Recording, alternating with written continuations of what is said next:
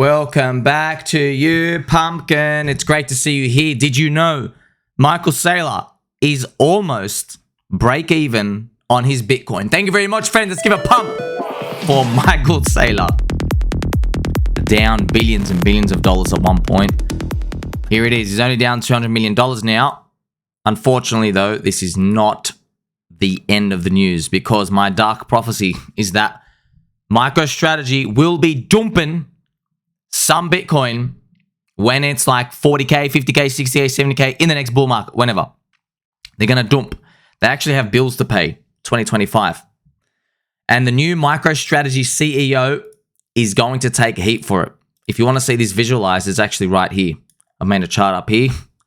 Remember, his average price is around here. You see, friends, I know it's one thing just look at this chart and go, oh, well, you know, I see some green, I see some red. It's another thing to see that. And it's another thing to live with the shame and the guilt and public perception of you and all your peers, your friends and family going, oh my God, you're going to send your company to zero. You remember what it was like when Bitcoin was down here. You remember FTX collapsed. It was over. There was no good news. The macro, everybody said it was going to keep going lower. I said, you're all soy boy cucks. And I was right. But you're also my friend. Make sure you like, subscribe, belly button, all. I appreciate every single one of you. It's a family-friendly show, friends. Please keep your back straight. Michael Saylor, what's happening? You are desperately in need of a pump. Mr. Hexy also writes, getting X amount of billions of dollars at the interest rate that he got it for is a good enough play. Won't be seeing those for a while. He's referring to the interest rates at the time, getting the loans and stuff. He goes, plus you can write off the loss.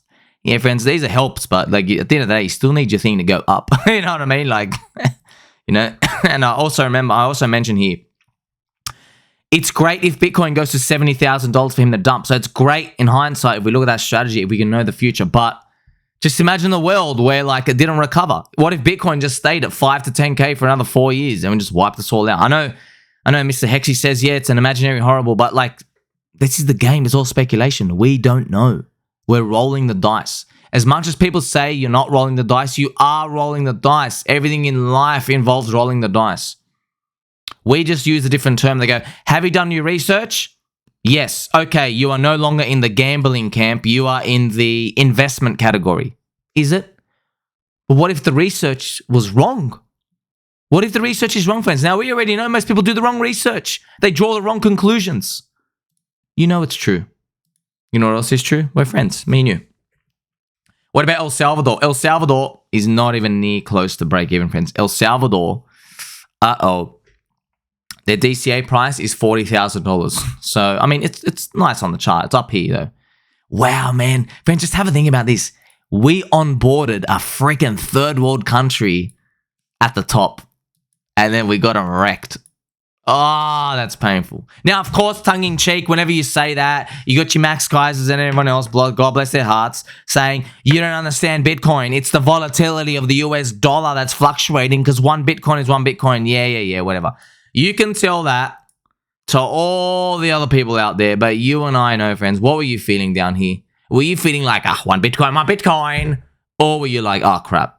This industry could just go to freaking zero, man, and it's literally all over. And we're finished. We're finished. You got the corrupt SEC coming after you. You got the government, JP Mosquitoes, City Bugs. You've got Goldman Slugs. All of them coming after us, trying to strangle us, trying to steal from the industry, trying to crush everything. It doesn't feel nice, does it? Doesn't feel nice at all. Look, I will tell you now, though, it will feel nice if we get an up-only pump to 150K Bitcoin, because then all the pain is justified. But if Roca Negra ends up being the Trojan horse, 70% chance, right? Hopefully 30% chance. The other scenario happens, 30% chance. But if we get the 70% Roca Negra, then you're going to look back and go, oh my gosh, this has been a waste of my life. I've wasted 5-6 years. That's why, man, I hope it doesn't happen, friends. I hope. But I just want to tell you, man, like, look, friends, look at this, man. We dipped below 20K. That was the unthinkable. Look how long we spent below 20K, by the way. Many months here. See this 20K zone? Look at this. Under 20K. So that was the third cycle curse for Bitcoin. I hope fourth cycle's better. I hope. That's what I hope. Now, what I mean by hope, I mean if fourth cycle is okay on the downside, I'm praying with my toes crossed that the euphoria is not high enough to get everybody trapped. What do I mean by that? It's possible. Possible. Bitcoin goes to 80K, back down to 50, and continues up. So it sucks, but it's not the end of the world. That's okay. What would be the end of the world? That would be 50 back down to 30, and you actually do this. I know, look at this. It doesn't look that much on the chart, does it? The difference between 50K and 30K. But like, yeah, that is a big difference, by the way, because 36%, by the way, in Bitcoin translates to a 70 to 80% drop in altcoins. That's one for one. One for one. I've gone through, shown many charts. If Bitcoin's down 36% off the top, altcoins are down 70%. We went through many examples. XRP, Cardano, Doge, everything. We looked at so many examples. That's the ratio. So it's brutal, isn't it? That's another, like, you lost another 3/4 of your money. Ouch. So we don't know what's going to happen. Now, because it's the fourth cycle for Bitcoin, maybe it never hits that 170K. Maybe the euphoria never gets that high. That's why we stop at 80. Maybe stopping at 80 is a blessing. Just imagine we get to like 200, which is great. But then that ride back down all the way, it would be brutal again. It would be like, oh, here we go. Another 80% drop back down to 40K. That would be, oh man, that would be disgusting. So you can see how something's not adding up here. If you try to map out the future and you draw your squiggly lines, something's got to give. Either we're just going to get scammed completely, or maybe we never get the euphoria high enough to get there. I think we could all accept the world where Bitcoin hits 80K, comes back to 50, and then it goes back to 90, comes back to 70. Like, I know that sucks, but that's still okay. That's a recovery for all of us.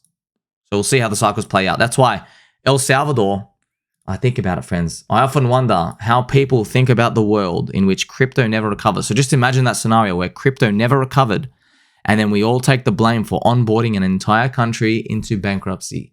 But history might be kind to us, maybe. I don't think our story ends with this. It's sad to see, but hey, there is a light at the end of the tunnel.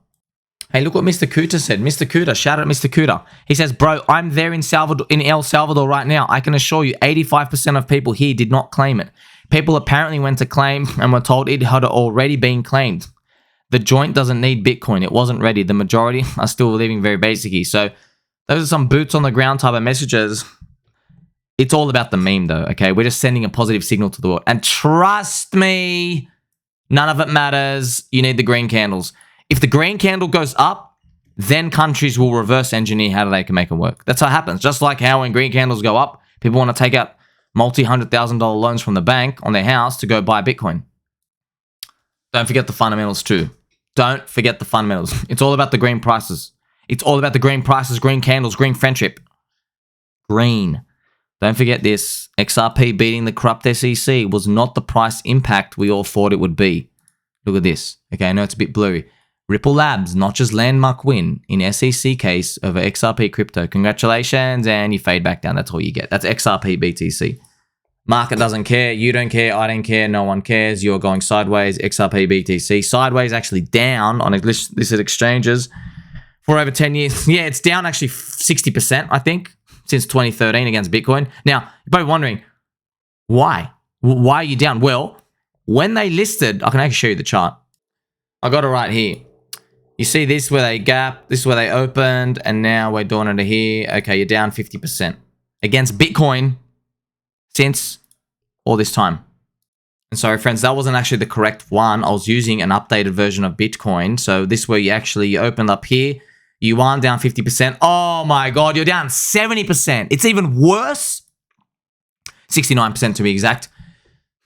XRP is down 69% against Bitcoin since 2013. Now, what does that mean? That means that as soon as XRP got listed on an exchange, they started dumping the inflation. As soon as they did, because this is the earliest chart here. So as soon as they listed up here and you're down 70%. Ouch, man. This is it. Okay, look, I believe in a free and open world. I believe everybody is free to drink as much soy as they want, even though I don't prefer it. But this is the truth. If you want to hold XRP knowing Ripple is dumping in your face, I just wanted to ask you something. Have they delivered enough value to you in the past 10 years? Have they? Because this chart says no. So I'd like to ask you if you don't have any friends holding XRP. By the way, in Australia, a lot of people own XRP. 1 in 3 people that run into own XRP. They hate Bitcoin, they hate Ethereum. That's all right. That's okay. You know, I ran into that my friend at the club, in the bar, who was an XRP maxi. You remember that story? Coincidence. Look, of all coins, XRP. It is what it is, man. The chart doesn't lie, and it's had multiple cycles. I guess they're like, well, at least it's not going to zero and it's still up there in the rankings, but you don't make money off the rankings. You know who makes money off the rankings? Ripple. Why? Because they have market makers and liquidity who are doing more size because it's a higher market cap, and their little bids that are left up everywhere to buy their little crappy levels, Ripple gets a dump on them. You know who else is going to dump though? The Argentinian government. Every government dumps to fiat. So you need a bid. You need a nice, valid bid. Argentina recently removed their income tax because of the presidential election coming up. So this is the runner. This is one of the runners who's threatening them, okay? Javier. Javier is, they say, libertarian. They call him like a crazy dude. He's not crazy at all, friends. It's just, you got to punch through the noise. It's someone coming in. By the way, he's very intelligent, understands all the money printing and stuff. Fascinating, right? So he's coming up and through. So what did the government do? Cut the income tax to zero. You think that's impossible? No, because income tax is a scam. So they're just doing it now due to the new popular libertarian candidate as they need to compete. Governments don't actually need to tax us. They just need to print the tax through inflation. So if you have an economy, I'll just ask you, right? You know, you and I, everybody pays whatever it is, like 30% tax. They pay like, you know, you pay a 30% tax. Well, you're just paying back to the government. It's a self-loop. It's a self-loop. You're paying 30% tax. Well, what if you paid 0% tax, but the government just gets the money printer, which is here. He's a money printer. And what if they just printed 30% every year? They could do that. So you just be losing 30% purchasing power every year. But they don't do that. Why? Because it will teach you about what the game is. And the game is that they control everything and you get crushed. So they don't do that. So we have this system where we create a bid. And by the way, psychologically as well, if you are paying tax, there is a demand for you. You get to hold the currency and you create a bid for the currency because you have taxes due in 2 years from now, 1 year from now. You are constantly holding the currency. You're respecting it. Whereas if you just printed it, everyone's just like, okay, this thing is just completely useless. So here are the headlines saying Argentina is abolishing the income tax. Look how far they've come, though. Look what happened to Argentina, man. Argentina was once one of the world's richest nations on earth and a rival of the US. Look, there was a common phrase, as rich as an Argentine. Look at this. Okay? As rich as the US per capita at the turn of the century, 1900s. It was one of the top 10 wealthiest nations GDP by 1914, World War I. GDP grew 6% per year during the 43 years up to 1914. Fastest in the world. Their exports peaked at 4% of the world trade. Argentina was still as rich as much of Europe as late as 1950. Times have changed, man. This is l'Argentine. Times have changed.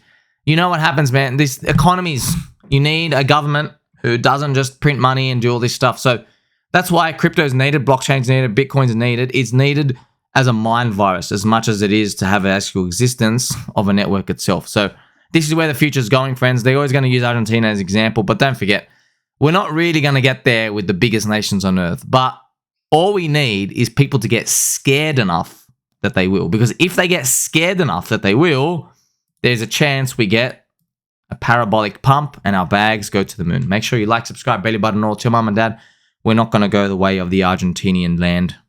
We're going to do better. Catch you in the next one.